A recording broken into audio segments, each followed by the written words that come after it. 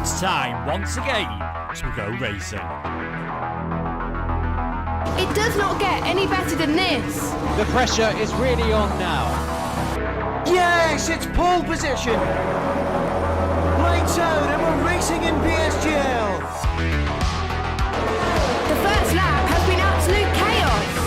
What an overtake. Oh no! I've never seen anything like it.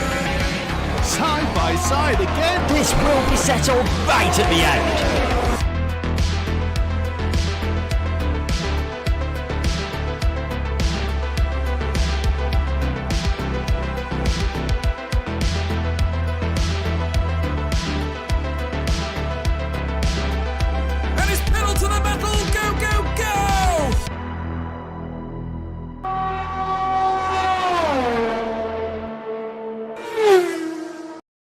Good evening then everyone and welcome along to round 14 of the PC F3 tier on Premier Sim Gaming Leagues, the final round of season 30, and oh boy have we got a race on our hands tonight. The title will be decided in this final round at the Bahrain International Circuit. Two drivers going in with the possibility of taking the win. One on the back foot, perhaps a little bit, we'll get onto that in a moment. Plenty of battles up and down the field. Our eyes, of course, will be glued on that title rivalry, of course. A fairly mixed and very exciting series, it has to be said. We've seen drivers get promoted. We've seen the season end up being delayed a little while to have that little bit of an extended break in the middle. But every single race we've had has been an absolute belter, and I'm sure tonight will not be any different. Before we get into the who and the when and all of that stuff, let's go to the where first. Take a look at the track tonight. It's a very familiar track, one of my favourites on the F1 calendar. It is, of course, the Bahrain International Circuit in Sakhir. The inner GP layout, not the outer layout that we saw F1 run during lockdowns. Got 15 corners, 6 to the left, 9 to the right, 5.412 kilometres of track lay ahead of us. First race, of course, in 2005, this circuit, so it's got some history behind it, of course. Well, more recently, with the very scary crash that we saw Romain Grosjean have last year. But I'm fingers crossed we don't see anything of that scale this evening. Speaking of crashes and incidents, some news to bring you up to speed with, of course. We ended last week with Daniel having taken the win at Imola on the road, which would have levelled the championship out in points coming into this final round. However, things have changed. We've had a couple of major points made by the stewards since the closing of the stream last week. We'll go over now, and I've written these down so I make sure I don't word them wrong. First of all, we saw, and I've rewatched this, and I've rewatched this and wondered how I didn't notice it at the time, but nevertheless, locked into the emotion of what was going on is going to be my excuse. But we saw the Mercedes going very slowly on the penultimate lap, and we saw Morgan Ball catch that Mercedes at Rivazza and gain DRS onto what was then the final lap, which helped keep him ahead of Daniel into that final lap. Now, we were wondering on broadcast why that Mercedes was going so slowly. The stewards have taken a look at it, and it was deemed that Marcus Tholer, the Mercedes in question, slowed down deliberately on the penultimate lap to give DRS to Morgan Ball in his fight with Daniel, and Marcus Tholer has therefore been banned from this race in Bahrain. He will not be taking part tonight, and the words of the stewards are further ramifications may possibly be coming down the line, but we can't say any more than that just yet. And of course, because of this, it meant Daniel was on the back foot into that final lap, and very, very eager, as we saw, to get past his rival to level out the points going into the final round. A little bit too much so in the eyes of the stewards. We saw them coming very, very close together through the Variante Alta on that final lap, with Daniel ending up slightly off the road whilst trying to make the overtake. Now, the stewards did deem he gained an advantage from that, not because he didn't try and give the position back, which he did, but because of the way he gave the position back. The stewards took a look at that incident and where he gave the position back on the entry into Rivazza on that final lap, and they have deemed that he gave the position back in a way that meant he was still able to fight Morgan Ball through that corner and therefore gained a lasting advantage. That meant he picked up a 5-second time penalty for his troubles. The move that followed afterwards, no further action has been taken. They've taken a look at the contact that put Morgan Ball out onto the gravel. No further action on that one. But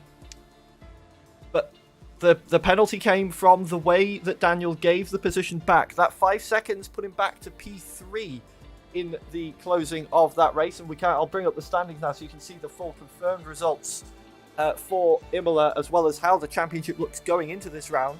You can see Morgan Ball takes his first win of the season because of that penalty, and Daniel is dropped to third, and that is absolutely vital for tonight because that means there is a 10-point deficit going into this round in Bahrain. It was going to be even if everything had stayed as it was, but now it's swung wildly the other way, and Daniel is at a 10-point disadvantage going into this final round, and I'll get into the ways he can still win in a moment.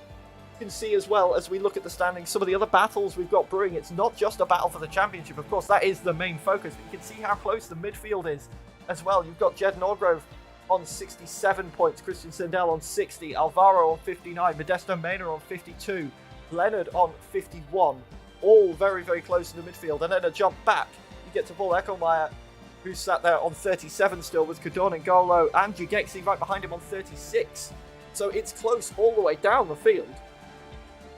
But our eyes are firmly glued on Morgan Ball and WOR Daniel this evening for this title race. Now, Daniel can still win the title. All is not lost coming into this with a 10-point deficit. As you can see, the way the points are given out here is very, very simple. 16 points for a win, 12 for a second place, 10 points for third, 8th, 6th, 5th, 4th, 3, 5, 4, 3, 2, 1 in points going down, and a fastest lap point available if you finish in the top 10. What this means is, based on previous results, if my calculations are correct, Daniel needs to outscore Morgan Ball this evening by 10 points to take the title. If it ends in a dead heat, then Daniel should take the win because he has had more podiums than Morgan Ball has had. What this means is if Morgan Ball finishes first or second, he is absolutely the champion of PCF3. No two words about that. As we are now going straight into qualifying as well. If Daniel wins this race, Morgan Ball will need to finish 5th with the fastest lap or 4th to claim the title. If Daniel finishes in P2, Morgan Ball needs 9th and a fastest lap or 8th for the title. And if Daniel finishes P3, Morgan Ball just needs a points finish. Anywhere in the points would be good enough for Morgan Ball. If Daniel does not finish on the podium tonight, Morgan Ball will be crowned champion on points. That much we know for certain given the points deficit. So our eyes are going to be firmly glued on what could be one of the most important qualifying sessions of the season if you are Daniel and Morgan Ball. First driver out though, as we take a look now, is Menno in the Williams, coming through the middle sector of the lap now. And we have 16 minutes now of qualifying to go. And we need to keep an eye out on who is where on the grid. And of course, it's not going to be all lost if the two title contenders aren't high up the grid. We've seen the alternate strategy play out quite frequently this season as well, so that could play into this race as well. Of course, we saw in the last race, in fact, the alternate strategy playing out very, very well indeed. So that is also a potential spanner in the works, or a blessing for those drivers, as we can see pretty much everybody out there at the moment on the soft tyre, with the exception of Bryn Evans and Harlan Marquis, who've gone out on the mediums. But let us take a look at this first lap with Menno. We'll ride on board then as we head down towards the final corner, turn 14 into 15. It's technically 2 corners the way it curves around, and then we're onto the power. DRS open here at the white line, and a fairly long run down towards the hairpin at turn 1 that then sweeps back round to the left before going right once again onto the second DRS straight. Keeping your eye out for overtakes here. These are going to be one of the key points of the circuit. I'm going to open this up as much as possible. This is that corner that we saw that horrific crash from Romain Grosjean last year, and we're straight down towards turn 4 now. Very, very wide. You can be very liberal with this corner, but you don't want to extend it too much. That's just about perfect with a little wiggle from the Williams. Then we're into the snaking middle sector of the lap, coming down the hill, sweeping right then left, and then into the hairpin down at turn 8. Then we go back up the hill before we come back down into what is probably one of the most difficult braking points in the calendar. Round to the left, downhill, very, very easy to lock that left front up, but no such problems for Menno on this first lap of the session as we reach the back straight now, coming up towards turn 11. And now we're into another very fast-flowing part of the track. Hook it left, and then you want to keep drifting out to the left and watch this curb on the inside. It is absolutely lethal. You will spin if you're not careful on that curb. And then another tricky braking zone into turn 13, and then we're on to the final run to the line. Just a couple of corners to go. We saw them at the start of the lap. Well, we're going to see them at the end. Turns 14 and 15, keeping as far left as he can to open up the acceleration out of this final corner. And what is the benchmark time going to be for Menno as we cross the line for the first run of qualifying? It's a 1:25.8 for the Williams driver. A very good benchmark indeed. And who is going to be the next one to cross the line? It is Bryn Evans, in fact, on the medium tyre, 1:27.5 for him on that medium compound of rubber. And Bryn acting as teammate for Daniel. Of course, we've not seen Bryn in the car for a couple of races. Some technical issues were hampering him after the last race where we had a few problems where he joined me in the commentary box, in fact. But happy to say he's sorted those now and is back out on track with us tonight in the McLaren as Morgan Ball goes fastest with a 1:25.7. The benchmark has been set. Is Daniel out there at the moment? Yes, he is. And he's gone purple in the middle sector. And he has invalidated that lap. It's almost as if I'm cursing them already. Just a little bit wide out of 13. And that is the lap completely gone for the championship protagonist.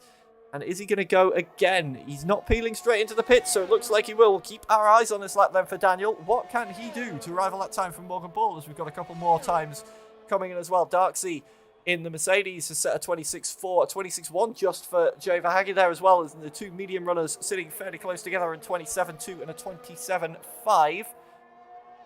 But this is one of the laps to watch for in this session. We've got a slow-moving Mercedes up in front of us as we keep our eyes on Daniel. Perhaps some flashbacks to last week, but hopefully it won't faze him too much as we get through the middle sector.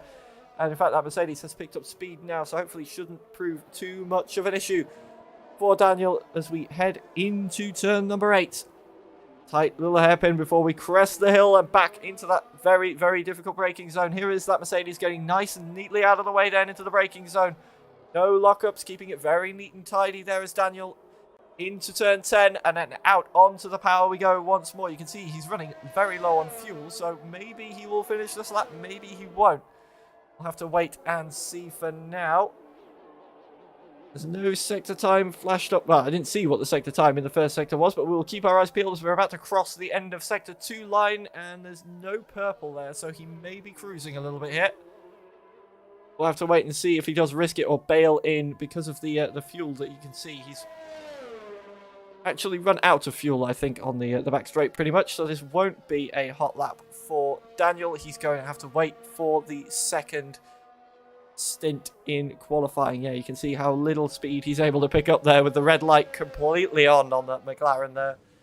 No fuel in that thing whatsoever. And it just shows how light the drivers do fuel these cars for their qualifying runs, as Modesto Mena going quickest in the middle sector, but then cutting a little bit too much off the inside of turn 13. Very similar to what we saw Daniel doing just a moment ago. I imagine it will be a similar case for the Alfa Romeo with a quick bail into the pits, splash and dash and back out again. And there we go, straight in he does indeed come. Jake Finch has gone into third position while we were watching that unfold. The 1:25.9 on the soft tyre, and everybody now out there on the soft tyre as well, with Harlan Marquis just fitting them and sitting in the pits, and Brett Evans coming out on an outlap on that soft component tyre. So let's jump to Brett Evans now as we make our way through the middle sector on what will be his second lap of qualifying. This, of course, is his outlap, and then will be the flying lap with not a lot of traffic in the way, it has to be said, for Brett Evans. Plenty of cars in the pit lane, but there is still time for drivers to come and start their second stints, as I imagine we will be seeing very, very soon. We've got Jagexi out there at the moment on a flying lap, I believe. Coming through Sector 1 at the moment in the Ferrari, the DRS open on the back of that car. It didn't seem like it was open for the full straight there, so I don't think this will be a push lap for Jagexi. And we will just keep our eyes on. He's about a 10th down, so he may be going for it. We'll stick with him for now, as Bryn Evans is about to start his next flying lap of the session. Daniel has put a set of the medium compound tyres on that McLaren. And I'm wondering if he's thinking he can get himself up into the top 10 on that tyre. As does look like Jagexi has bailed on this lap, weaving about on the straights, not really throttling it, as we're seeing Bryn Evans doing now down towards turn 4 with the DRS open over to the right-hand side of, well, our point of view. The driver's left, of course, driving towards us, and into the middle sector we go. What sort of a sector time are we going to be looking at for Bryn Evans this time around? Through turn 8 we go once more. And getting ready to go into this tricky braking zone. I'm going to be saying that a lot in this race because it was a lock up there as well. Not too bad for Bryn Evans into turn 10, but just a little bit. You saw the under rotation on that front left. Just not quite catching though, so it shouldn't harm him too much as we head into turn 11 now. And up the hill once more towards the end of sector 2. And are we going to see a purple sector time? We are indeed for Bryn Evans, but the back end stepping out there, and that is very, very easy to do through that section of track. And what was a fast middle sector, I'm fairly certain every time we switched to a fast middle sector so far, I've gone ahead and cursed whichever driver it is. But Bryn Evans looking pretty rapid in the middle there, but that turn 13, exit is very, very tricky indeed. The back end very much not happy with what goes on there. As Menno is currently our next driver that's out there on a lap, as is Harlan Marquis a little bit further down the road. So let's move over to Harlan Marquis, in fact, coming up to turn 12 and 13. And it's a much quicker time. Of course, we saw the first lap that Harlan Marquis set on the medium tyre. A little bit of a tail slide on the way out of 13, but keeps it all on the road. Red Bull getting out of the way there as we find our way to the final corner. There's a 1.1 second improvement showing at the end of the middle sector. What is the lap in total going to be? A 27.2 was the initial lap, 25.7 for Harlan Marquis on the board there. And that is a very good time indeed to move him up to provisionally second place. And now we will take a look back towards Menno, who I believe will be the next driver to cross the line on a flying lap. But he has spun, showing how dangerous the curbs can be through that middle sector of the track. Keeps it out of the wall. No harm, no foul for the Williams there, still sitting in third position. Morgan Ball just behind him now on the road, out on a flying lap as well. Not quite improving in the middle sector. As I'm trying to flick it over to him. In fact, that wasn't Morgan Ball just behind him. The spectator camera having a bit of a moment. That first sector for Morgan Ball, 1.5 of a second down on his best. We head through turn 10 in the middle sector. If he's found time here, this could be another jump up in times for Morgan Ball, the championship leader. A little bit less pressure thanks to the result of that previous race. He just realistically has to finish anywhere above 4th position or 5th if he gets the fastest lap. And he will be home and dry. A 10th up, a very good middle sector for the Red Bull driver as we head into the final sector. Could we get down towards a 26.5 on this lap? If he's very quick through these final corners, we may just. Round the final corner we go. Turns 14 and 15 as Jake Finch and the other Red Bull goes fastest with a 25.6. Is that about to get beaten by his teammate? Yes, it is. 25.612 for the championship leader. A very, very clean lap indeed. Now, Daniel is out there at the moment on a lap on the medium tyre. He's managed to keep it between the white lines this time, but what sort of a lap time are we going to expect from Morgan Ball's rival? Into the final corner we go. I don't think this will be rivaling the 25s that we're seeing popped up, but if he can get a low 26, he might be able to start in the top 10 on this medium tyre. What's it going to be? 26.8. So just ahead of his teammate for the evening in Bryn Evans, as we see Thomas Laminen jumping up the grid, I believe that was, into what is now 4th position across the line. And Bryn Evans now crossing the line as well to start another flying lap. So Daniel on the medium has got a time on the board now, only good enough for P10 at the moment. Leonard not having set a lap time. So from one McLaren to the other then, let's keep our eyes on Bryn Evans. 27.5 on the board so far. What is he going to be able to pull out of the bag in this final qualifying session of the season? He's got his teammate Daniel just ahead of him. Soft tyres are on now, so that 27.5 I imagine will drop. Of course, that was done on the mediums just a little while ago. Into turn 8 we go. Will he keep it all between the white lines this time? We saw him have that moment through 13 earlier. That'll be playing on his mind as he approaches the final sector. A little bit of a lock-up once again for him as we head through turn 10. That tricky downhill braking zone, catching him out just a little bit, but not too bad once again. Just about manages to keep the tyre rotating. Won't be affecting it too much as we go up the hill. Is he going to be able to keep it all together? We saw the back end stepping out through 13 last time. Looking a lot smoother this time, keeping himself just on the curbs, moving as much of the track as possible, but keeps it together. And towards the final corner we go. 27.5 was his medium tyre time. What will the soft tyre time be for Bryn Evans as we head towards the start-finish line? It's 25.9. The next driver into the 25s.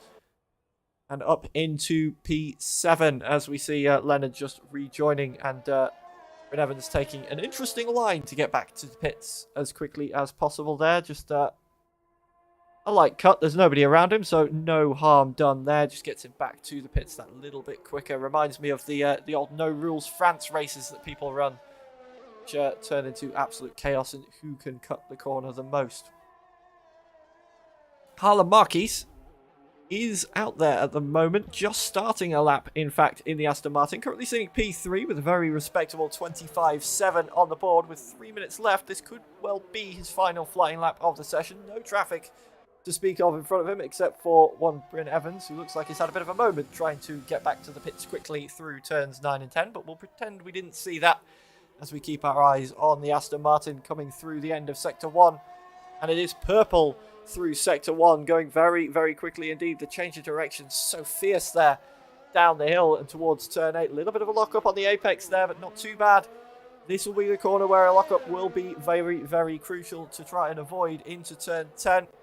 Again, we've seen it quite a few times this evening. Locking up that inside front. Did he run a little bit wide there, perhaps, on the exit? It did look like he might have done, thanks to that lock-up. But still absolutely flying out there as Harlan Marquis at the moment in that Aston Martin. Coming towards the end of the second sector. It was purple for the first. What's it going to be for the second? It's invalid is what it is. A little bit wide through 12 and the lap is over. And that could be Harlan Marquis qualifying over and done with. Now, Leonard, not the first time this week I've commentated on a race of his, and he has missed most of qualifying, unfortunately, as we saw him having a little bit of a problem earlier on, only just able to rejoin in the dying grasps of qualifying, but he is out there on an out lap right now to set what will be his one and only flying lap of the session on the soft tyre. Now, we know he's got pace, but how much pace can he bring? We've seen him battling up there with the likes of Morgan Ball, Jake Finch, and Daniel all season long. So where is he going to put himself? Time will tell as the clock ticks down on the final qualifying session of Season 30. And let's ride on board with Leonard as we head down onto that final flying lap then. The DRS is open, nearly 200 miles an hour, 200 exactly in fact, as we head into the braking zone of the first corner. Clipping that apex nicely, but then cutting back across to open up turn 2 into turn 3, riding that curve across. Then we're back on the DRS as well. We've got a little bit of traffic up ahead of us, but should get out of the way as we move to the left. To give us as much turning as possible through turn 4, drifting out nice and wide there, but keeping it between the white lines. Still there, purple through that first sector. It was very, very clean indeed. We've got loads of cars up ahead. A little bit unsighted perhaps into the braking zone at 8, but still makes the apex just about. Lots of look at all the cars in front of him. Menno pulling across to the side. He's got cars on the braking zone. That's Joe Vaggy and Darksy just ahead. Just about staying out of the way. Joe Vaggy pulling out of the way. As we get onto the taps, Darksy doing the same thing. Parting the waves is Leonard as we head down the middle sector of the track. And that shouldn't have affected his time too much, but did it unsight him a little bit, caused him to lose time in the middle sector. We're about to cross the timing line, we'll find out.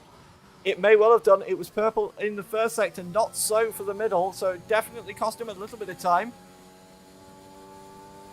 Through the final sector we go now, just a couple of corners, drifting way over to that left-hand side, almost over to where it's going to cut the corner, and using as much of the track as humanly possible, even a little bit of the grass on the run down to the line.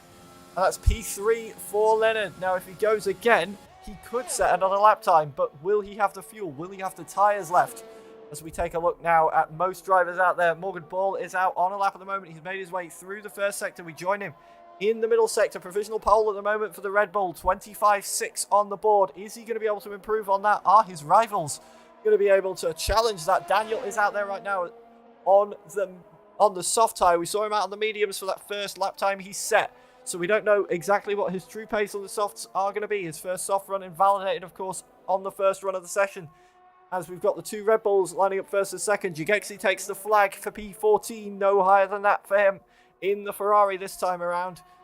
And what is Morgan Ball going to be able to do? Provisional pole at the moment. The pressure's not really on, but will be looking to improve if he can, but has run that little bit too far, so that will be lap over for him. Daniel out there at the moment on a lap. Traffic getting... In fact, that's the other McLaren, beg pardon, is getting a little bit of traffic problems. No traffic to speak of so far for Daniel. He's got a car just up the road. There it is. He's got the Alpine with the DRS open. Should stay far enough ahead that it won't be an issue. As Cryzix 2 has taken the flag now for P13 with a 26.9. Morgan Ball and Jake Finch are done for the session. They will finish in provisionally first and second on the grid. But can anyone displace them? If anybody can, it will be this man. Daniel in the McLaren. Down towards the final couple of corners we go. We've not seen any purple sectors flashing up, but can he slot himself anywhere near those Red Bulls on the grid? He'll want to be near his championship rival, that's for sure, as Morgan Ball has taken the flag along with Tony Reich. He's moved up to P5, a very good lap for him, but what can Daniel do as we cross the line? It's a long wait. He's taken the flag. It's a 26-1.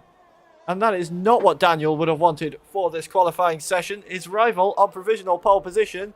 He's starting down in 13th position. We've got a couple of drivers still out there. Matthew Roberts being one of them, and across the line he goes with the 26.100. Bryn Evans also about to cross the line and has, with no improvement.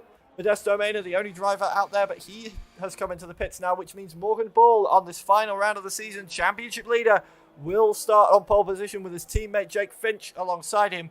Modesto Mena and Leonard making up the second row with Tony Reich and Harlan Marquis, row 3. Thomas Laminen and Menno are on row 4 with Darksey and Jay Verhage rounding out the top 10 in qualifying. Bryn Evans and Matthew Roberts line up on row 6 with championship protagonist Daniel lining up only 13th alongside Cryzix, with Jigexi starting in 15th position. And it is going to be all the work needing to be done for Daniel right now. Morgan Ball sitting exactly where he wants to be. If Morgan Ball finishes first or second in this race, remember, he will be crowned champion. It will not matter where Daniel finishes. So the pressure is on for the WOR driver as we see full confirmation of the qualifying results. Morgan Ball finishing out on pole for 100ths ahead of his teammate Jake Finch. As we say, Modesto Mena very, very close as well. Just 9 1,000ths behind Jake Finch on row 2 alongside Leonard, who was a 10th down. Tony Reich, Harlan Marquis, row 3. Thomas Laminen, Menno, row 4. Darksey, Jay Verhage lining up on row 5 with Bryn Evans and Matthew Roberts behind them. Then, as we say, Daniel, who I have no doubts in my mind at all will be running the alternate strategy in this race, lines up alongside Cryzix on row 7. With Jigexi rounding out the grid in P15. Get your predictions in the chat now, folks. Who do you think will win this race? Who do you think will win this championship? The work is there to be done for Daniel, but we have seen in PSGL already this week, it is not impossible to win from far back on the grid. We saw a last to first happen yesterday, so don't rule Daniel out just yet.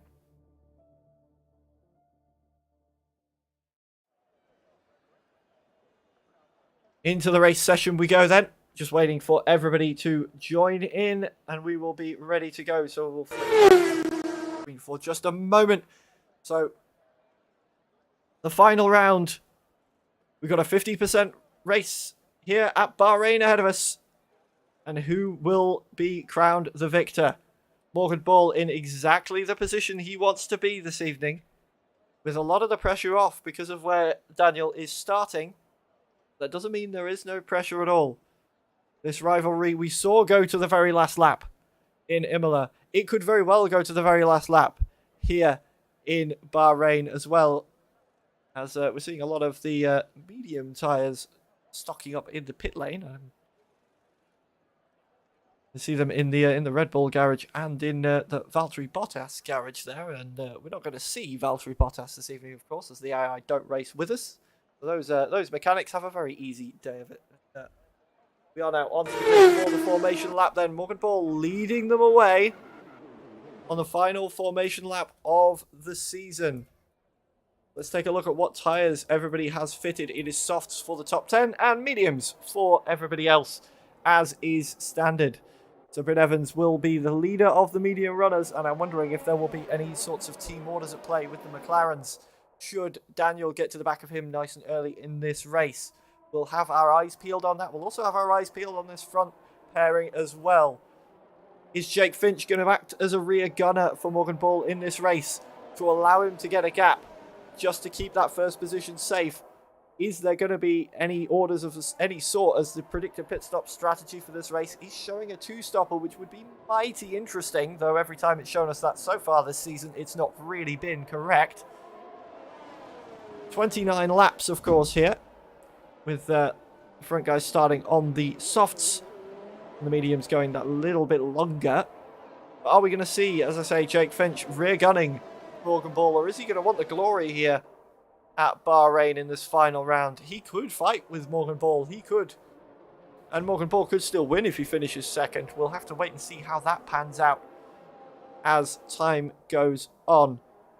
But nearly finished with this formation lap now. Modesto Mena with another great start this season with Leonard alongside him as well. Let's not forget all of our more midfield-based drivers so far this evening, all battling for the championship positions as well. Mentioned at the top of the show, it's not just the championship that's up for grabs. The midfield is very, very close as well. And there could be a lot of championship positions changing so far this evening, not least the title, if things go in the way of Daniel in that McLaren. But as we head towards the grid now, drivers getting ready for what will be the final time in league racing to do their customary burnouts with the AI controlling the cars. Of course, in F1 22, we will be able to position the cars ourselves on the grid and drive right the way to our grid boxes. This will be potentially the last time some of these drivers do get the AI to position their cars in a league race. And we've got a pretty useless camera angle here of what's going on. Let's keep our eyes. Here we go. Looking from the back of the other Red Bull. Jake Finch, as all the drivers are on the grid now. And for one final time in Season 30 of the PCF 3 tier, the lights come on. And they're out and we are away. And it's a good start for Jake Finch. But look at those Aston Martins as well off the start. Did Morgan Ball have a bit of a slow start? No, he's doing okay as well. But look, it's 3 wide with Leonard and Modesto Mena coming up alongside what I thought was a good start for Jake Finch. It's still 3 wide through turn 3. We've got a bit of a contact in the background. And Mercedes has gone round as well as Jay Maggie. That's Darksea has gone round. And it's all change all the way up the field now. As you can see, the 2 McLarens in the background there getting very close to each other as well. Tony Reich and Menno battling out. Thomas Laminen, Bryn Evans battling out. Leonard, Modesto Mena, Harlan Marquis. Everybody jostling for position already on this first lap of the race as Daniel has moved up into P9 now on this opening lap. And he's got his eyes forward on the battle that he can see in front of him. But the Haas is going back up the inside. Thomas Laminen not done with that position just yet. Bryn perhaps a little bit roadblocking his teammate as we head down towards turn 10 for the first time this race. This will be where it's single files for a little bit, as we've got yellow flags in sector 2. Is that Jay Maggie's gone round again in the Alpine, but we keep our eyes peeled. Is Bryn going to let Daniel through, or is Daniel going to have to fight for this position? He's still got Thomas Laminen pressuring him from behind at the moment. All of these drivers, in fact, no, they're not all on the medium tyres. Thomas Laminen's been mugged at the start of this one on the softs, and now sits right in the middle of that medium pack. So it's a good start for both of the McLarens now then. And Daniel, this is what he wanted. He will want to be sizing this field as quickly as humanly possible to be able to bring the challenges very late on the brakes there for Thomas Laminen, almost into the back of Daniel as we head through the final corner for the first time this race. Morgan Ball does still lead then at the end of lap 1 from Jake Finch, Leonard, Modesto Mena and Harlan Marquis.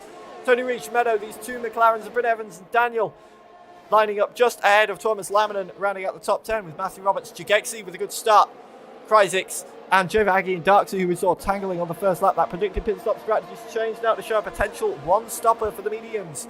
That would be interesting indeed as we keep our eyes peeled on what's going on, and we can take a moment to breathe now as everybody settles in. And Bryn Evans picks up a time penalty, the first of what I assume will be many this evening, because this track can be rather brutal with those track limits. Little bit of a lock-up here for Daniel as we head down through turn 10. That's going to keep Thomas Laminen interested. Of course, no DRS just yet.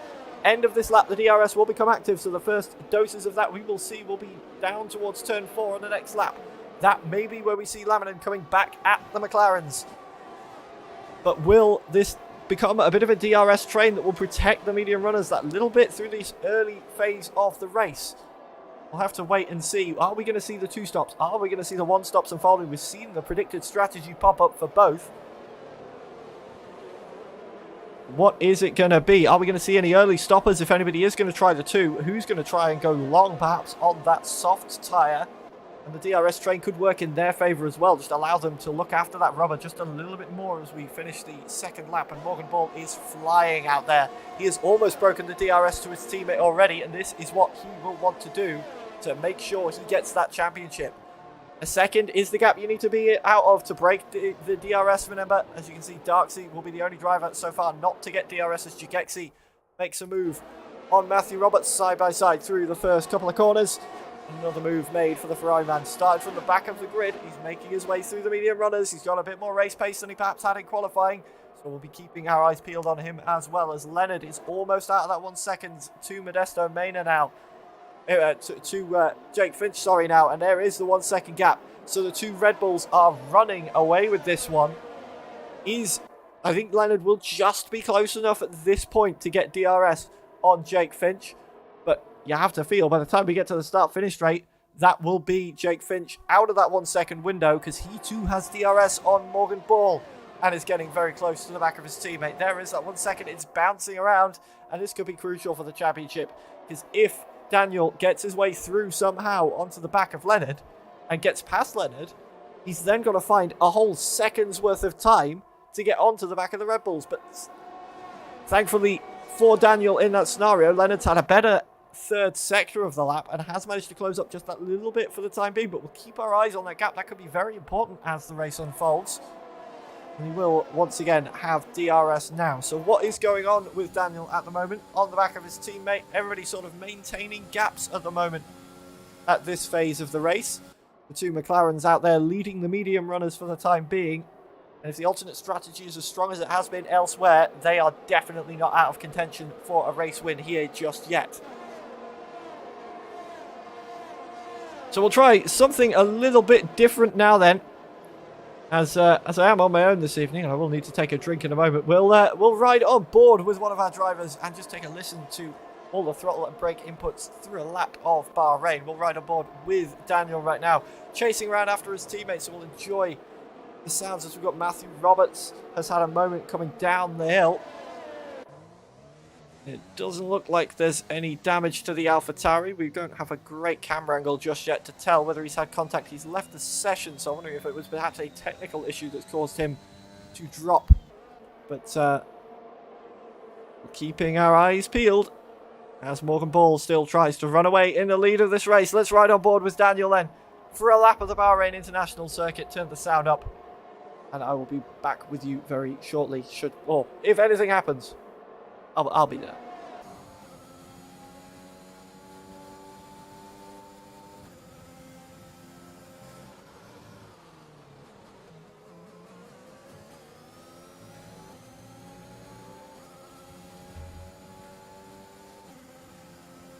In fact, I will break the silence for now. Now I've gained a drink, because we've realised as this has been going on, Menno has dropped below a second on Tony Reich, who himself is dropping out of a second window of Harlan Marquez. That means Menno won't have the DRS. The 2 McLarens absolutely will, and they will be reeling in their Williams right now, and they are on the medium tyre, so it'll be a little while before they get there, but they are going to be able to reel in Menno in that Williams. And this could be great for both of them in their challenge towards the pointy end of this grid as the race unfolds with the pit stops and the strategy. The more soft tyre runners they get out of the way before they pit, the less they'll have to deal with later on. And you can see just how close into the braking zone Bryn Evans got there. And look at how close Daniel is to the back of his teammate as well. Bryn dragging Daniel along with him now for the ride as we keep our eyes on how close they can get up to Menno. Menno dropping back at quite some pace at this point from Tony Rees, who's managed to pick it up a little bit and get back onto the DRS of Harlan Marquise in front of him. And Menno perhaps struggling a little bit for grip. Are we going to see an early pit stop from the Williams driver? You can see the back end shaking as that was Thomas Laminen going very, very wide through turn 13 indeed. You don't want to be doing that too many times. The game will not agree with you and will give you a penalty. Menno looking like he's falling off the pace a little bit compared to the rest of the soft runners. Is staying out for the time being, so no radically early pit stops. But look at Bryn Evans on a charge with the DRS. 2/10, 1/10. Daniel as well making a move on his teammate. The two McLarens are side by side down into turn 1. This could end in tears if it doesn't go well. 3 wide, both of them get past Menno. Is Daniel going to get past Bryn Evans? They're still side by side coming out of turn 3, but Daniel does manage to get ahead. And Bryn Evans does not have DRS, so Menno looking to come back at him into turn 4, but both of them getting past the Williams into the first corner, and this is what Daniel wants. He's got clean air now. He can open the taps on that McLaren, charge back towards Tony Rees. He's got 2.5 seconds of gap to make up. That's how much time they lost behind Menno on that last lap. But if anybody is going to be able to close this gap, it's going to be Daniel. His teammate has given way either by choice or by force. So clean air for the McLaren now, but he does not have the DRS, and his teammate behind him does. So will we see Bryn Evans try and make a comeback move, or is he going to let Daniel lead the way on lap 6 of 29? No move going just yet. Bryn not really able to charge on that DRS straight, with it being one of the shorter DRS straights of the lap. And already Daniel on this lap took 2/10 out of Harlan, what is now Harlan Marquise, in fact. And what has gone on between those two? We saw them just off the road. They've lost a huge swathe of time in the third sector. Daniel now has knocked a second out of them on this lap alone. It was 2.6 seconds when he got past Menno. It's 1.5 as we head on to the start-finish straight to start lap 7. As we see Jigexi looks like he's about to make a move on Thomas Laminen with the DRS. Is he going to make a dive into turn 1? Laminen himself is making a move onto Menno as well. And a little bit of contact was there with Jigexi into the back of Laminen, but everybody's staying as they are. Look at how racy Jigexi is feeling in that Ferrari right now, zipping to one side, then to the other, already with the DRS open, side by side with the Haas now into turn 4. On the medium tyres, those softs are definitely starting to lose their life just a little bit. Side by side down the hill we go, but Jigexi's got it. And P10 for the Ferrari man, the only Ferrari running in this race so far this evening. And another position gain. Don't forget, Jigexi started way back at the very back of the grid. So in this race, so is already making very good progress indeed. Daniel now has broken into the second window on Harlan Marquise. He didn't quite do it in time to get DRS this straight, but for the next one, if he keeps this pace up, he absolutely will. And Harlan Marquise only has DRS from Tony Rees as well. This is a little secluded battle that's going on in front of Daniel. These two have dropped back from Modesto Mena, who's stuck with Leonard Jake Finch in following Morgan Ball around in that little pocket up front for the top 4. And Daniel is flying out there. No DRS. He's taken another couple of tenths out of Harlan Marquise on this lap. Those soft tyres look like they may be going off a little bit quicker than we expected. DRS is going to be open now for the McLaren as we head down towards turn 1. And how much is he going to be able to size as we see Thomas Laminen coming in to the pits at the end of lap 7. Side by side, Harlan Marquise and Tony Rees now. Tony Rees not really going to be able to defend that without the help of DRS, but he's going to be able to come right back. But this little bit of squabbling has brought Daniel right into this fight as we head down towards turn 4. Side by side they go then. Harlan Marquise to the inside, Tony Rees to the outside, and with the DRS, it looks so easy. And Daniel, this is going to be an interesting one for where Daniel makes his move. It's clear at this point he's got more pace, he's got more grip with Bryn Evans right on his tail. But where is he going to be able to make the move? This could be a very important one. If he gets held up here for too long, it could be the difference between winning the title and not winning the title. That is how crucial this could be as we head down into turn 10. Onto the next spate of DRS for these guys. There's the lead 4 with Modesto Mena looking particularly racy onto the back of Jake Finch here, who's lost a position to Leonard in the last couple of laps. Up in the lead 4 cars. All of those guys on the soft tyres, of course. Daniel, the lead runner on the mediums now, following the Aston Martin around. Less than a tenth and a half the gap already, and we've not even made it to the start-finish straight yet. This could be where we see Daniel start cutting through those soft tyre runners. Down towards the final corner we go. If he makes this move, he will still get DRS, but he's not quite able to do it here. Onto the start-finish straight we go then as Modesto Mena takes the position because we've got Leonard and Jake Finch into the pits then. This is the important pit stop as we see side-by-side action once more between Tony Reich and Harlan Marquez. And look at Daniel sneaking up the inside of the AlphaTauri of Tony Reich. Ever the opportunist takes the position and Bryn Evans trying to follow him through, perhaps a little bit off the road there, but making another position as well. And around the outside now, Daniel is looking on Harlan Marquez. He is wanting to get through here. He wants to save as much time as possible. He is right on the back of the Aston Martin through the middle sector. We've seen the lead runners pitting. I assume we're going to see the top three pitting. One of the cars in that top three is Harlan Marquez. And look how much he's struggling for grip. Coming out of turn 8, the back end all over the place. Down through the tricky braking zone into turn 10. Then we take a look back. You can see Bryn Evans following him through now. As we open up the DRS, there it is, riding on board to see if he can reel in Harlan Marquez, who is DRS-less down this straight. Not quite is the answer to that, as Jagexi makes another position past Tony Reich, who's also really struggling on that soft tyre for now. And you have to assume Morgan Ball is going to jump into the pits, as will Modesto Mena and Harlan Marquez on this lap. The end of lap 9 of 29. And the question will be, if they put mediums on, as Leonard and Jake Finch have done, are they going to be able to last until the end, or are they going to have to make another pit stop? Round the final corner we go. Indeed, Morgan Ball, Modesto Mena and Harlan Marquez all peel into the pits, giving the de facto race lead to Daniel.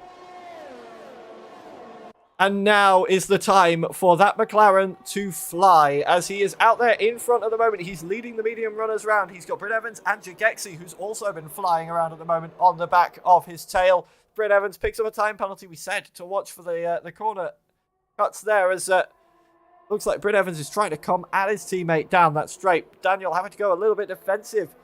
Just a minor amount of weaving towards turn 4 to try and break the toe and stop any advances from the other McLaren behind him. But Jagexi is getting closer and closer to Bryn Evans. Kreisig as well, also getting very close to the back of Tony Reich, who has decided to try and go long on the soft tyre. The only driver still out there on that soft tyre for the moment. We've seen all of the race leaders pitting. Can Tony Reich make anything happen as Jagexi goes wide through turn 10? Was there a little bit of a lock up there or not? I'm not entirely sure, but it's put it back. Kreisig now on the back of Tony Reich. We were saying it a moment ago. Gets the job done very easily indeed. And Tony Reich, you have to feel, is going to come into the pits at the end of this lap. He's got to. Every one of his rivals around on the soft tyre has pitted, and he is losing time hand over fist by extending this stint. And no doubts will surely pit unless he wants to try something very, very wacky indeed on the soft compound of tyre. I will say as well, for those of you watching the broadcast, if you see what looks like rain when we get camera angles like this, do not be alarmed. It is not raining in the desert. It is just a minor graphical glitch I always seem to get with this game. I'm not quite sure what causes it, but it isn't raining, I can promise you. They're not all madmen for driving around on a wet track on slick tyres. It's just the lighting being a little bit funny. As we make our way down towards turn 4, once again with still our current race leader, Daniel, yet to pit. How late is he going to go on that medium tyre? Everybody out there at the moment on the medium tyre as well, with the starters from on the softs all having made their first stops.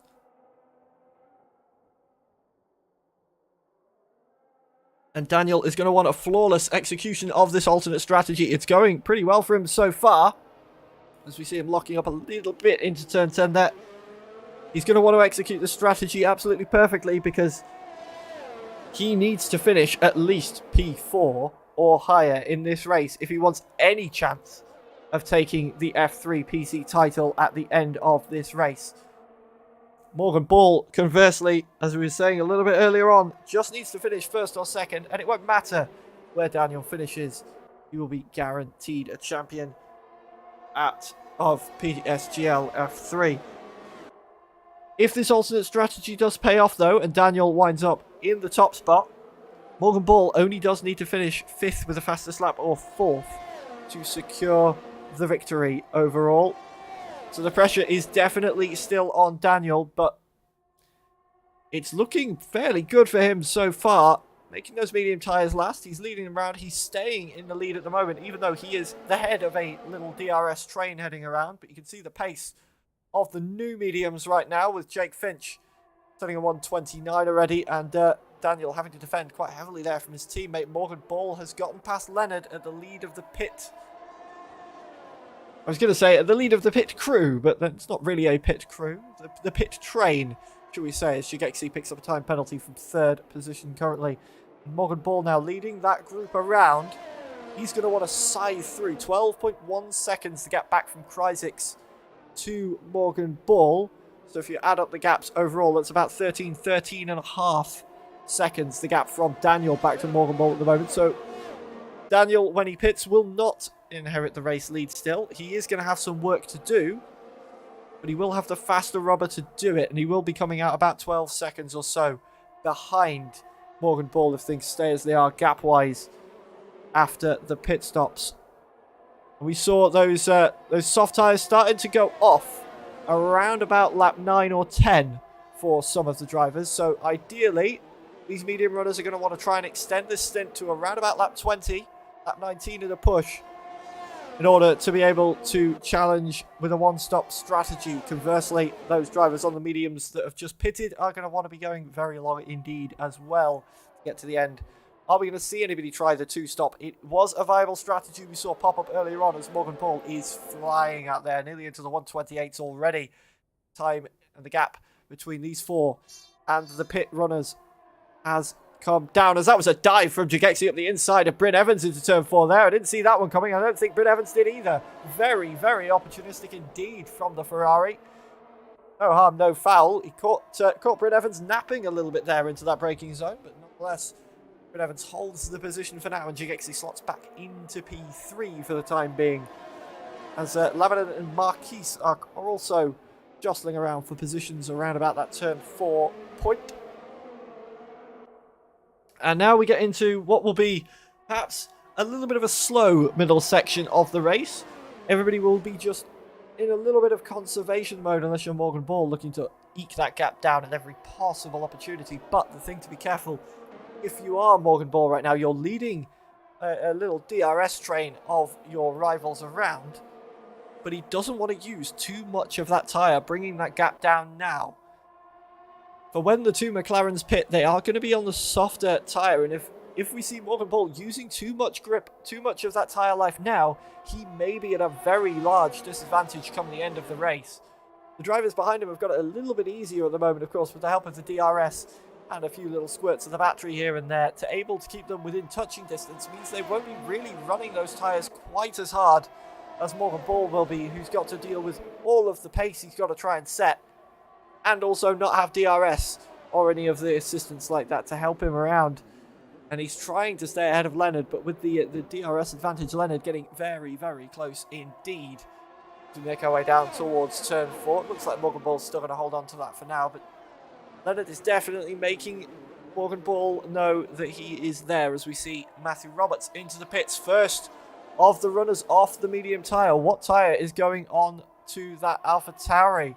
Let's take a quick look into the pits. It's a soft tyre, so that's going to be a two-stop strategy for Matthew Roberts then. That will be very interesting. This is going to be some great information for the other drivers around the grid if you can pull this off. Are we going to see a similar thing coming out? Are we going to see two more soft stops from the medium runners? And are we going to see the current medium runners that have already made a pit stop come in around about lap 20 for a set of the softs? This will be very interesting indeed as the race plays out. Daniel still leads for the time being, though, as we come towards the end of lap 14. Ahead of Bryn Evans, Jagexi and Kryzix yet to make a pit stop. Morgan Ball in the net race lead. Ahead of Leonard, Jake Finch will be the provisional podium, or net podium, if you like, with Harlan Marquise, Menno and Tony Reich sticking with them, with Thomas Lamanen rounding out the back of that little train before we drop back to Darksea, Jay Vaggy and Matthew Roberts way back as he has just made a pit stop off of that medium tyre. The first runner to stop off the medium tyre onto a set of the softs. There is no way he's getting those to the end of the race, as Morgan Ball has lost the position there to Leonard. That was down the start-finish straight, but I'm sure he's going to be able to get that one back fairly easily from the Aston Martin. As we head into turn 4, DRS not able to get him the position back now, but will he sit back a little bit perhaps? We've seen It's been a very Daniel strategy through a fair few of these races to just sit back, to not pressure too hard, look after your tyres and just stick with the pack you're in and then charge later. Are we going to see Morgan Ball employ that strategy? Now Leonard has taken the helm of this train. We'll find out as we see the DRS will be opened. A very key tell of whether he is sitting back is when he gets close, he'll shut it again well before the corner. But no, it is staying right the way open. He's pushing that Aston Martin up the hill. So perhaps we'll be looking to take that position back as soon as he can. We saw, of course, Morgan Ball set 2 fastest laps in a row just after making the pit stops. That could be very important as well as time goes on. Nobody's beaten those fastest laps yet. And that extra point could be crucial come the end of the race.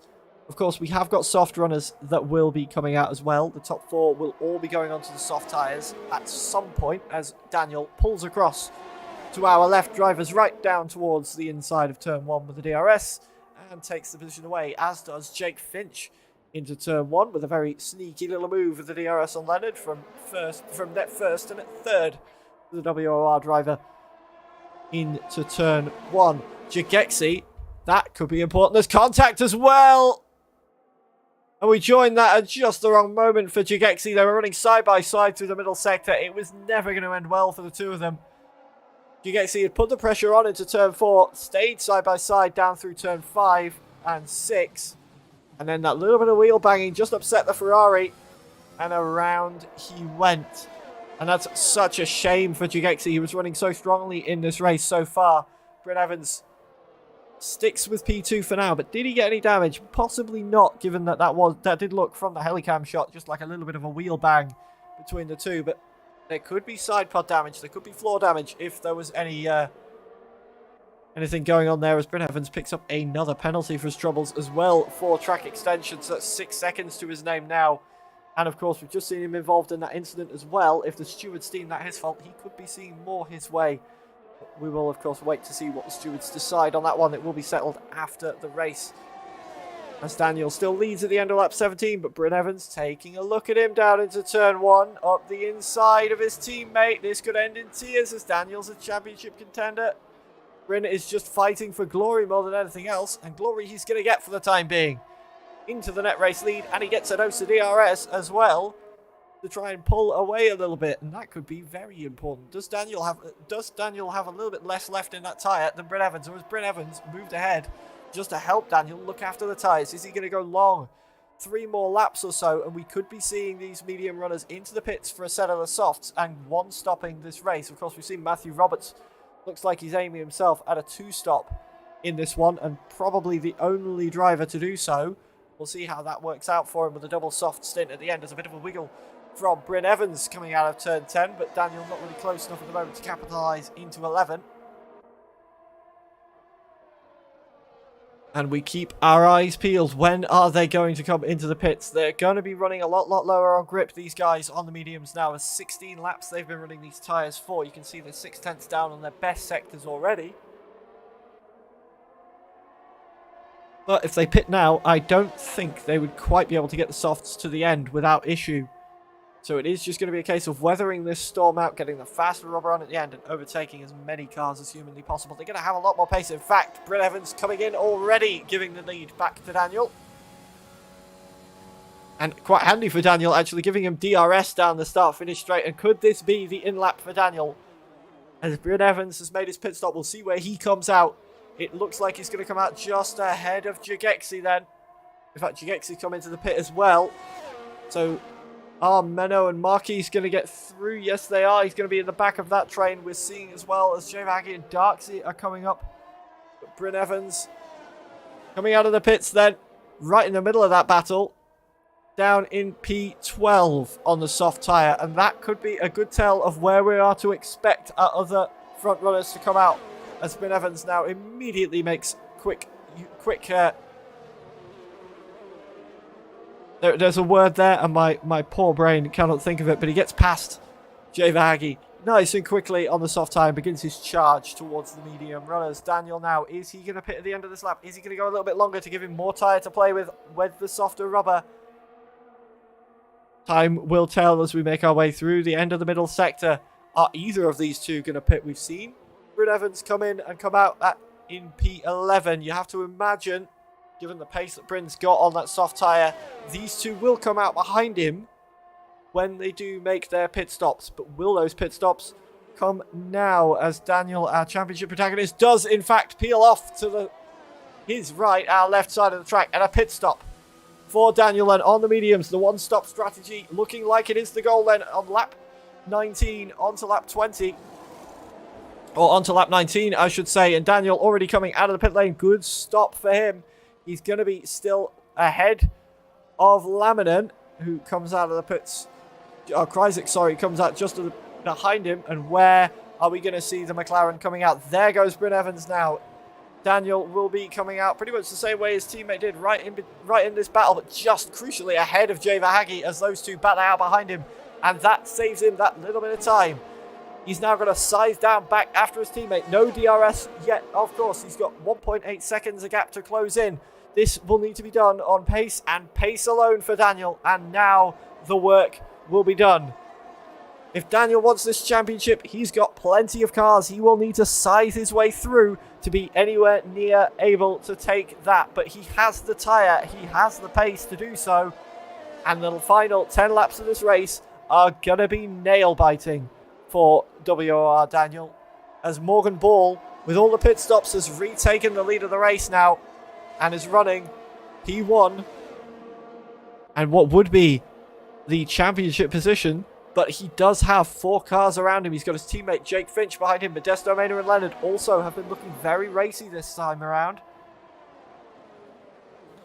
And where are they going to finish? What order are they going to finish? As Jake Finch has dropped back a little bit from Morgan Ball right now. That could put him into the clutches of Modesto Mena down in towards turn 1. Or is he 2 a little bit further back? As you can see the Mercedes of the Aston Martin, of Leonard taking a little look. And there you can see the pace the soft tyre has. Bryn Evans goes fastest of everyone so far the session with a 1:28. And that will be telling. Bryn Evans has moved up. Look at the battle he's found himself in, Bryn Evans. He's side by side with like 3 cars through the first corner. Scything through the medium runners is Bryn Evans now up to P6. It looks like he's coming after Harlan Marquis as well down into turn 4 as they are running side by side as well. In through there, the AlphaTauri and the Williams running side by side. That's Tony Reich and Menno. Tony Reich gaining there and following Harlan Marquis down. But Bryn Evans, after the pit stops, is absolutely flying. And look, Daniel is already onto the back of this pack as well as they're fighting in front of him. Thomas Laminen and Menno. Menno is going backwards in this pack at the moment. And Daniel is going to be licking his lips at this one. He needs to size through the pack of mediums. And look at this, these two battling away. They're going to lose so much time. The DRS coming open. It's 3 wide down the back straight, then down towards turn 11 we go. Daniel on the inside, making 1 and making 2 on the soft tyre. And up to P8. And this is what he needs to do if he wants this title. His teammates made his way through this field already. He is very quickly making his way through after him. And just Tony Reich and Harlan Marquis now stand between Daniel and P6. 9 laps to go as Thomas Laminen picks up a time penalty behind Daniel. And this soft tyre looking very, very pacey at this phase of the race. DRS going to be open once more for Daniel then down towards turn 1. Did he get a good enough drive to take the position on Tony Reich, who also has that DRS to Harlan Marquis in front? Up the inside he goes. And it's looking very, very easy indeed if you are Daniel. They're still side by side on the exit of 2 though, giving each other room. Respectful racing, but not really a lot that Marquis is going to be... Tony Reich, is going to be able to do to defend from that one. As we're still seeing them scrapping away in the background. That's Kreisig and Thomas Laminen ganging up on Menno in the 2 Haas cars, who's stuck in a sandwich of those 2 at the moment. And Daniel now is charging after Harlan Marquis. He's got 1 Aston Martin in front of him, then his teammate, then the other Aston Martin. And if he gets to the other Aston Martin, that is the lead pack. So the pace at this point is absolutely crucial for Daniel, as that's a little bit wide through there for Harlan Marquis, and with the DRS for both of them, this could be the way that Daniel gets by down the straight. He's going for the outside of turn 13. It should be easy. Turn 11, sorry. It should be easy. Round he goes, giving Harlan Marquis room. And that is all of those medium runners sized out the way for Bryn Evans and Daniel. And they are chasing the lead pack down with 8 laps to go. And this could be a fight to the absolute death of Season 30 of the Premier Sim Gaming League PCF3 division. Morgan Ball currently out front from Jake Finch, Modesto Mena, Leonard, with these two right up behind them. Closing that gap, 7.5 seconds, the gap between Leonard and Bryn Evans right now, but the softer tyre, that gap is going to absolutely tumble with these two. But are we going to see Bryn Evans and Daniel scrapping away as the race unfolds? Daniel, of course, needs to get by his teammate, and it looks like he may well do. Bryn Evans pulling way over to the side of the track there with the DRS, though. Daniel not able to get by. He's pushing Bryn Evans through turn 4. He's going to have to follow him down the hill, and he's going to have to wait until probably turn 11 at least to get by his teammate. You can see how racy he is. He's going to be on the outside of turn 8. Is he going to try to switch back down towards turn 9? No, he's not going to be able to do it. It's cut off by Bryn Evans there, but you can see how much he needs to get by, how much he has to get by, and there, trying to switch back once again, but Bryn Evans gets a good exit off of 10, and he's probably going to stay ahead through this next sector as the same sort of fight brewing behind of Kreisig and Harlan Marquis having a little look at each other, and Daniel is itching to get by the other McLaren right now. Through turn 13 we go. Once again, you can see how much time Daniel's losing on his best. 1.2 seconds down on his best time from that. He's following Bryn Evans around, but Bryn Evans is not making life easy as we head down towards the final corner. And look at this. Harlan Marquis around the outside of both of them on that medium tyre out of nowhere. Harlan Marquis bringing himself back into this fight, and now look, it's 2 by 2 down towards the first corner. 4 wide down the straight towards the first corner. Who's coming out on top? It's going to be Daniel, but look at Kreisig trying up the inside as well on that soft tyre. There's contact as well. Daniel with a little bit of a love tap on the rear, just about holds onto it. Bryn Evans has had a bit of contact in the background, falling back from Harlan Marquis and Tony Rees. But crucially, Daniel now leads this pack. 8.8 seconds the gap. He's lost more time to the lead 4, but if he wants to get this title, he is in the prime position to fight for it now. 6 laps to go. 8.3 seconds. Is that an insurmountable gap? The soft tyre is looking so much quicker than the mediums right now. And if anybody can close that gap, it is Daniel on that soft tyre. Through turn 10 we go. He's going to be dragging Kreisig, Harlan Marquis and Bryn Evans along with him. Harlan Marquis making excellent work of those mediums, it has to be said as well. Staying where he is as Bryn Evans is lining him up now down the back straight. Both of them with DRS. In fact, Bryn Evans not using that DRS there, strangely enough. But look at the gap falling. Daniel already down to 7.6 seconds on this lap alone. That's 1.3 seconds he's taken out of the leaders in a lap on this circuit. 7.4 now. He could be right on the back of them as we reach the final couple of laps of this race. Daniel will need to finish P4 or higher to be in with a shout of taking the title. But if Morgan Ball stays P1, it doesn't matter. Morgan Ball will be the champion, but Daniel doing everything in his power to try and stop that, as we see in the background Bryn Evans with the DRS getting back past Harlan Marquis into turn 1.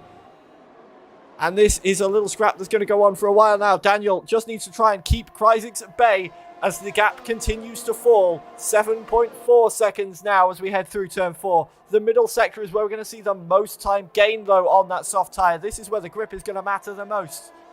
And how much time can he take out of Leonard on this lap? 7 seconds now. 6.9. It just tumbles through this middle sector. 6.7 as we come out of turn 8. Where the corners are, those medium tyres are really losing time. And of course, as the race goes on, the level of grip on those mediums is going to drop and drop and drop.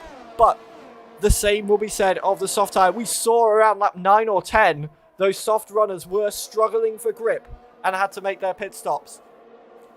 5 more laps of the race left, and 5 more laps until we see Daniel and Kreisig hit that 9 lap level on the soft tyre, and that could be very important indeed. 6.2 seconds the gap now as we head towards the end of lap 25 with Daniel, 24 sorry, and on to lap 25 with Daniel. He is doing everything he can, but will it be enough? Modesto Mena scrapping away now with Jake Finch. He's wanting to take a higher podium position around the outside of turn 1 as Jake Finch looks like he's taking a little bit of a look on Morgan Ball as well. If these guys scrap, this could be perfect for Daniel on his task to try and close them down. Jake Finch looking racy. Modesto Mena looking racy around the outside of turn 4 on Jake Finch, who's looking up the inside of Morgan Ball at turn 4. And they are scrapping and they are racing on lap 25. Through the middle sector we go then. They're all over the back of each other. Look at how much that Modesto Mena is shaking around trying to find a way past that Red Bull. I thought he was going to dive up the inside of turn 8 there, but making sure to keep it clean for now. Biding his time a little bit because he knows he's still got some laps to play with. But look at that gap. 5.4 seconds now. Daniel's back. It could be close. DRS for all of these guys as they make their way down towards turn number 11 then. And the gap's settling down a little bit now as we head through the middle sector. But everything will liven up once more as we get onto the main straight. That's for absolute certain with these guys. Modesto Mena is absolutely hell-bent on trying to get his way up the podium. He's not going to let the Red Bulls get away with this that easily. They've been leading pretty much the entire race. Morgan Ball from pole position, of course, with Jake Finch right up there with him. And Modesto Mena wants to be the spanner in that Red Bull 1-2 as we head down the start-finish straight. Look at the closing speed. He's getting closer. Modesto Mena lining up, but Jake Finch also lining up the inside. It looks like a little bit of a move there as Jake Finch moves past Morgan Ball to take the race lead on lap 26. This could be crucial. Modesto Mena now looks like he's trying to go around the outside of Morgan Ball in turn 3, and Morgan Ball looks like he's trying to go up the inside. We saw this the other way around last lap. Morgan Ball fighting for his life to stay in the race lead now, side by side with his teammate. He's going to have to yield down the hill, and Modesto Mena is right there too. Up the inside, a great shot there of Modesto Mena up the inside of Morgan Ball into turn 8, and the Alfa Romeo is not done there. He takes P2 away from the championship leader, drops him down to P3 as we head down onto the back straight once more on lap 26. All of them with DRS open, riding on board then with Morgan Ball, looking at that Alfa Romeo. We were leading this race if we're Morgan Ball just a couple of laps ago, and it's starting to come undone, and it will come even more undone as Daniel has dropped that gap to 3.1 seconds with all of this scrapping with just 3 laps to go. We could be seeing a last lap fight, because if Daniel can somehow make his way past all of these guys, it's looking very dicey indeed. One more position loss, and it will be very, very close for the title indeed at the end of the race. But Morgan Ball is going to have the DRS. He's going to have the ERS. He looks like he's trying to close back in on Modesto Mena down towards turn 1. But look at Modesto Mena taking a look up the inside of the race leader from P3. He's up to P2, and Morgan Ball's trying to follow him at the inside of turn 1. Side by side with the 2 Red Bulls through the first and second corners. There's contact between the 2 leaders, and they just about get away with it. Modesto Mena shaking around, but he's lost a lot of momentum down there, and Morgan Ball's going to come back at him. But look at Leonard as well, wheel banging 3 wide into turn 4. This cannot end well. Somehow it does, a little bit of a wiggle, and Jake Finch has been absolutely hung out to dry through turn 4 on lap 27. Morgan Ball back out in the lead of the race. Leonard now up to P2. Modesto Mena just about holding on to P3, but it's getting very dirty up there at the top. They are fighting. They are feisty. Everybody wants this last win of the season, and it's playing so well into Daniel's hands as Jake Finch has lost it somewhere and lost 2 positions to Daniel and Kryzix. Daniel now P4, 1.3 seconds the gap with 2 laps to go.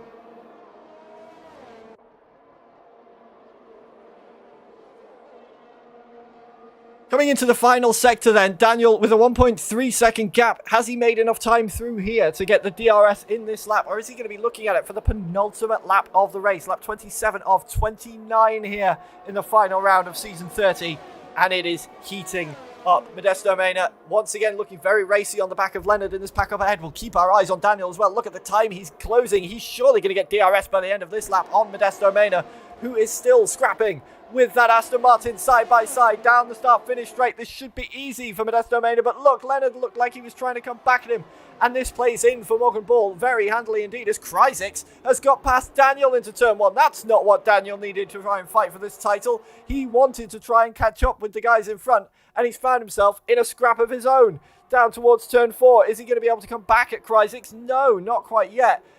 And this could be absolutely vital as Jake Finch, what has happened to him? He's had damage somewhere along the line and has had to come into the pits. And that is so, so painful for the Red Bull. He was running so well, but this works so nicely for Daniel. Kryzix bringing that gap down. Daniel following him through. DRS for the top 5 drivers. Thomas Laminen goes fastest of anyone on a brand new set of the soft tyres.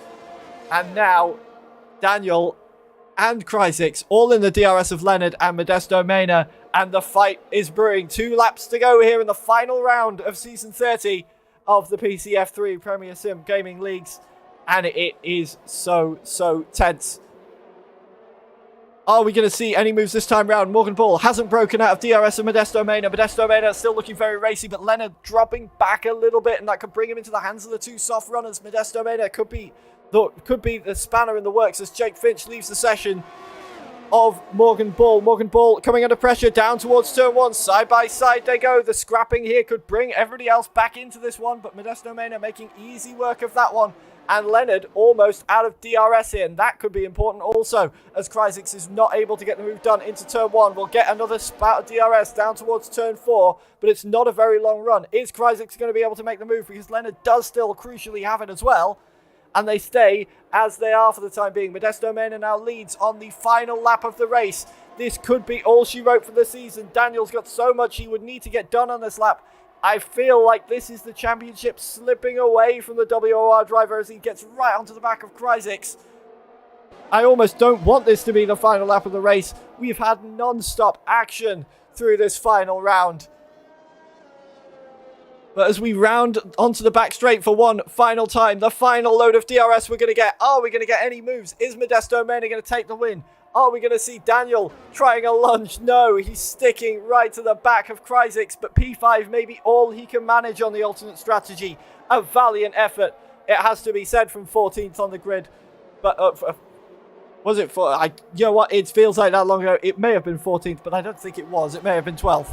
But it's been that long. It feels like that long ago since qualifying. But one thing that will not have changed. Modesto Mena rounds the corner to take the victory in the final round of the PCF3 tier. Morgan Ball crosses the line in P2 to take the title. Morgan Ball, who has destroyed his car with his rival right behind him, is your F3 PC champion in Season 30. Daniel finishes the championship in P2. A valiant effort to try and fight, but not quite able to pull it off. Modesto Mena taking another victory here in the final round of the season, but Morgan Ball is your champion. It came down to the final dying laps of the season, but Morgan Ball kept a clean head in this race, and yes, he didn't take the win from pole position, but he did what he had to do. It didn't matter with Morgan Ball finishing second where Daniel did finish in the end. Morgan Ball, unsurmountable points difference with that finishing position, and what a Bahrain race we have had, and what a season we have had as Krysics gets driver of the day on the alternate strategy. He was the spanner in Daniel's works as it happened at the end of the race, and now we take a look at the podium, the final podium of the season, with Morgan Ball claiming another podium. That will be his 6th of the season.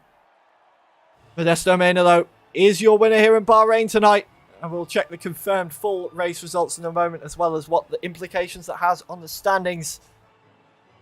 And round up. And we will try and get some driver interviews as well with at least Morgan Ball and Daniel if we can. As well as Modesto Mena for that race win. And here is confirmation of the race results then. Modesto Mena from 3rd on the grid.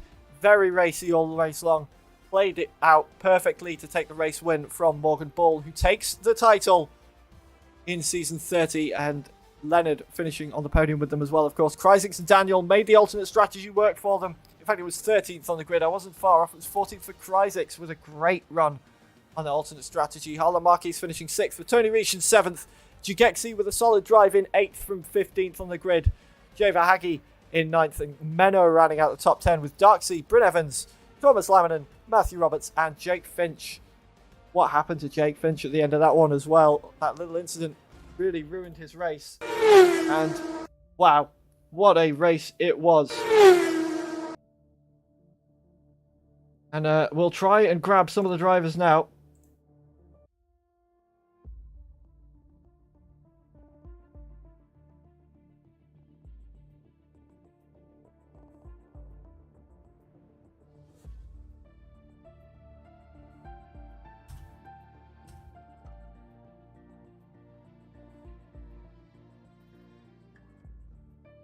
We'll try and get these these interviews for you as soon as we can. Get your questions in the chat. For our drivers, we'll wait and see if we can grab any one of them. I would love to get an interview with our champion at the very, very least, but I know sometimes these drivers are a little bit fickle about the interviews and don't much like coming on the broadcast. We will find out in due time. But what a race, what a season we have seen closing out this evening. As we do have Morgan Ball, we'll grab him in now. And we'll speak to him first. And here we are. Our first interviewee of the evening, Morgan Ball, your season 30 F3 champion. How does it feel? It feels amazing to finally win a championship after a year of league racing, I think.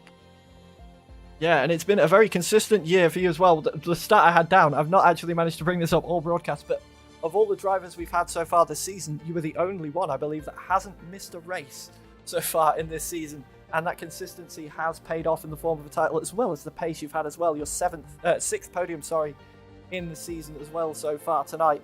And did you ever feel a little bit at risk seeing that Daniel was making his way through the field on that alternate strategy, and with everybody around you getting a bit racy? Were you worried the scrap would bring him into the fight at all? A tiny bit. Around like lap 26, I think Modesto had enough and he just wanted to go for a move, and we lost quite a lot of time then. But apart from that, not really. Like at the start when we were like pulling away from him, I was quite confident, but near the end, not really. Well, a cool head kept you in there for this race this evening, and also for the title, and a very, very well-deserved title indeed. And we've got a question in the chat, which I'll throw to you as well. Is it difficult to be a sim driver? Not really. It's quite. You have to put a lot of effort into it, but it's alright. You sweat a lot as well at the end of races, but it's fine. Yeah, I can guarantee you sweat a lot talking about them as well. We've got no more questions from the chat, and I think I'm about done, so all that's left to say is congratulations for another podium, congratulations for the Season 30 title, and look forward to seeing where you go next. Well done. Thank you. Bye. And we will now bring in, we can't unfortunately speak to our race winner this evening. Modesto Mender does have to bail, but we do also have another interview available in the form of Leonard. Welcome to booth, Leonard. Another great race from you today, and rewarding you with another podium. Sorry, I was gone for a second. What is show? I was saying another great race for you today, rewarding you with another podium. And how does it feel to be on the podium in the final race of the season? Yeah, thank you. Yeah, should I say something about the season? Or? Yeah, absolutely. If you want to sort of sum up your season, that'd be brilliant. Yeah, the start race went quite well. It's always nice to finish off on a high. Throughout the season, I thought at the start of the season that I was going to be a championship contender, but I just messed up pretty much every second race I drove in. I only got one victory in Monaco and I didn't really get to grips with my wheel for some reason. I don't know, I just made too many mistakes. But yeah, overall, I think I can learn a lot from this season. I still achieved something. I achieved 3 podiums and a victory in Monaco, as I mentioned before. And yeah, I'm just going to hope that next season is going to be better. I got to congratulate Morgan for the championship, and also Daniel for still getting into the championship fight. I think he only joined like midway through the season, and so to get into the championship fight is really a tremendous achievement. But yeah, I'm just trying to be up there as well next season. Yeah, absolutely. We'll have our eyes firmly glued to the screens to see what you can bring to the table in season 31. Yeah, I don't think you could have summed up the season better, and it's great to hear a driver recognizing sort of what they need to do to improve and giving yourself those targets to go forward. So it'll be great to see how you put that into practice for the next season. I await with bated breath, as I'm sure do all the viewers watching right now, to see how you fare in season 31. Thank you for joining me for the interview tonight, Leonard. Congratulations on another podium, as we say, and a great season as well. Thank you. And that will be all for the broadcast for this evening and for the season. What a season we have seen, with action all the way through. We've seen drivers get promoted. We've seen drivers come from nowhere to take podiums. We've seen winners all up and down the field. And we've seen a title fight that went to the very final round. It's been an absolute pleasure to bring you Season 30 of the F3 PC tier. And I do hope with all my heart I'll be back for the next season as well. As for us for now then, that will be it for PC F3 Season 30. PC F2 Season 30 is concluding right now as we speak. I imagine right now they will be somewhere towards the end of their qualifying session, so go over to that stream, show them love in that chat as well, and cheer on your favourite driver in the F2 division. Thank you very, very much for watching, not just for tonight, but for the whole season. My name, as always, has been Paul Zytrix Buckley, and I will catch you next time.